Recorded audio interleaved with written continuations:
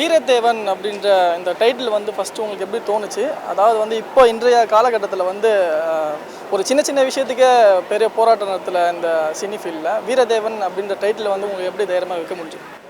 இல்லை, உண்மையை சொல்லணும்னா வீரத்தேவன் அப்படிங்கிற டைட்டில் தோணலை. அது இப்போ என் பேரெலாம் பார்த்தீங்கன்னா வீரன் செல்வராசு, எங்கள் அப்பா பேர் பார்த்தீங்கன்னா வீரன் தேவர். நான் அதுக்காக ஜாதி படம் எடுக்கலை. நான் ஒரு ஜாதியை மையமாக வச்சு ஜாதியை பெருசாக காட்டி அப்படி படம் எடுக்கலை. என் ஊரில், என் குடும்பத்தில், என் அண்ணன் தம்பிக்குள்ளே, என் மாமச்சனுக்குள்ளே நடந்த ஒரு கதை. அந்த கதையை நான் படம் பார்க்கும்போது கண்டிப்பாக அவங்க பேரை தான் நான் வச்சு ஆகணும். ஸோ அப்படி வைக்கப்பட்ட பேர் தான் வீரத்தேவன். வீரத்தேவன் அப்படிங்கிறது நான் கற்பனையாக உருவாக்கி அப்படிலாம் வைக்கல. அது ஒரு உண்மையான நிகழ்வு. அது அந்த நிகழ்வுக்குள்ளே இருந்த ஒரு கதாபாத்திரத்தோட பேர் தான் வீரத்தேவன். அதை தான் நான் அந்த படத்தோட தலைப்பாக வச்சுருக்கேன். மற்றபடி ஜாதியை முன்னெடுத்தியோ அப்படிலாம் இல்லைங்க. எல்லாருக்கும் பிடிச்ச படமாக இருக்கும், எல்லோரும் பார்க்குற ஒரு ஜனரஞ்சமான படமாக இருக்கும்.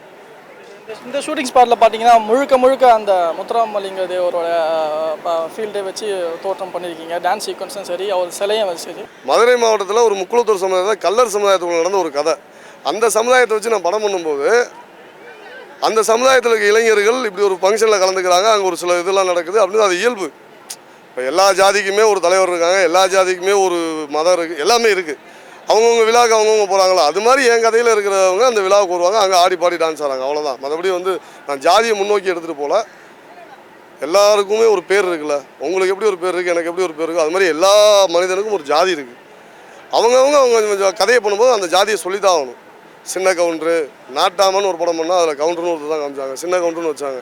இவ்வளோ ஏங்க இப்போ வர நடிகைகள் எடுத்துக்கங்களேன், என்னென்ன ரெட்டி, நாயர், நம்ம யாரோ அதெல்லாம் கேட்குறோமா? நவ்யா நாயர்னு வராங்க, ஸ்ரேயா ரெட்டின்னு வர்றாங்க. மற்ற மாநிலத்திலாம் ஜாதியை பின்னாடி வச்சுக்கிறாங்க, அதை பெருசாக யாருமே கேட்க மாட்டாங்க. ஆனால் தமிழ்நாட்டில் மட்டும் அது உண்மையான பேருங்க. இப்போ எங்கள் அப்பா பேர் என்னென்னா வீரன தேவர், அவங்க அப்பா பேர் வந்து மாயாண்டி தேவர், இப்படி தான் பேர். அதை வச்சா ஏன் ஜாதின்றாங்கன்னு தெரில. ஸோ இது ஜாதி சம்மந்தப்பட்ட படம் இல்லை. இந்த படத்தில் வந்து நான் ஒரு மெயின் லீட் கேரக்டர் பண்ணியிருக்கேன். இன்றைக்கி பார்த்தீங்கன்னா சாங் ஷூட் போயிட்டுருக்கு. செகண்ட் டே அசோக் ராஜா மாஸ்டர் கம்போஸ் பண்ணுறாங்க. சாங் ரொம்ப நல்லா ஹெவியாக வந்திருக்கு. கண்டிப்பாக எல்லாம் மிஸ் பண்ணாமல் பாருங்கள். அண்டு படமும் வந்து முடிஞ்சிருச்சு, கூடிய சீக்கிரம் தேட்டரில் வரும். கண்டிப்பாக எல்லோரும் மிஸ் பண்ணாமல் பார்க்கணும். அண்டு இந்த ஆப்பர்ச்சுனிட்டி மட்டும் இல்லாமல் எனக்கு ஒரு நல்ல ஃப்ரீடம் கொடுத்து நல்லா என்கரேஜ் பண்ணி இந்த சான்ஸ் எனக்கு கொடுத்த ப்ரொடியூசர் கரத்தை கோபாலன், அவங்களுக்கு ரொம்ப நன்றி. ஸோ வீரத்தேவன் ஒரு சிறப்பான திரைப்படமாக வந்துட்டுருக்கு.